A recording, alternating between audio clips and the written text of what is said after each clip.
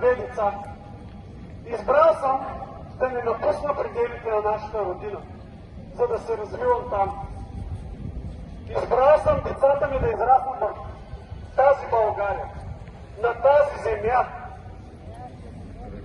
върху която е пропита толкова много кръв, че никога не трябва да забравяме. Всяка реформа за благоденствието на България зависи от всеки един от нас. И сега ще ви кажа защо няма промени до ден днешен. Конкретно за животни. Може би никъде не сте го чули или прочели. Но за това са някои медии. Да има завеса. И благодаря на тези, които са тук днес, да отразят истината. Истината, за която трябва да се бори всеки един от нас.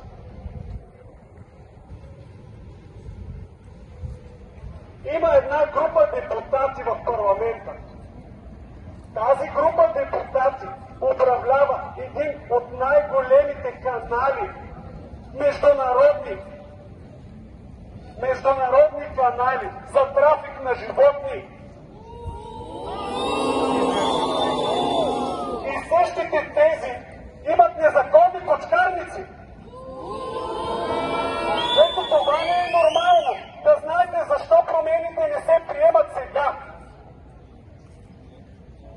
И за това всички ние трябва да отстояваме това, което искаме. Законност и реформи. Реформа! Реформа! Реформа! Реформа! Реформа! Реформа! Реформа! Реформа! Реформа! Реформа! Реформа!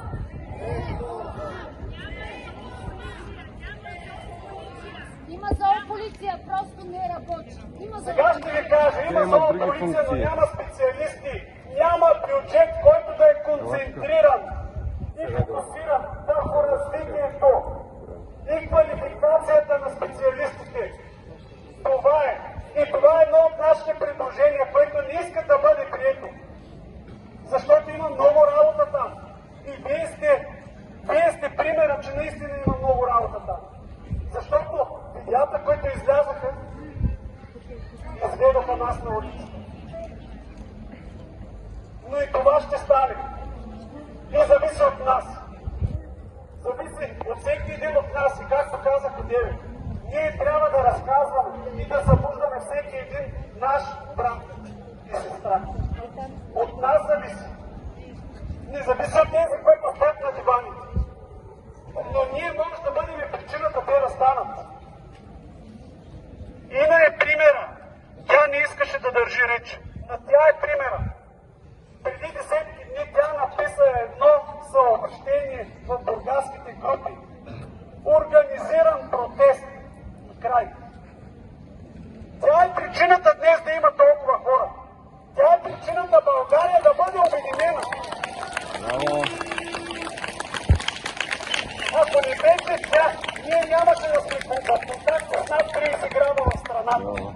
Нямаше да сме в контакт с САЩ и с европейски страни. Нямаше хората от чужбина да подкрепят това, което става днес. Лион, Лондон, САЩ, Ню Йорк, извинявайте.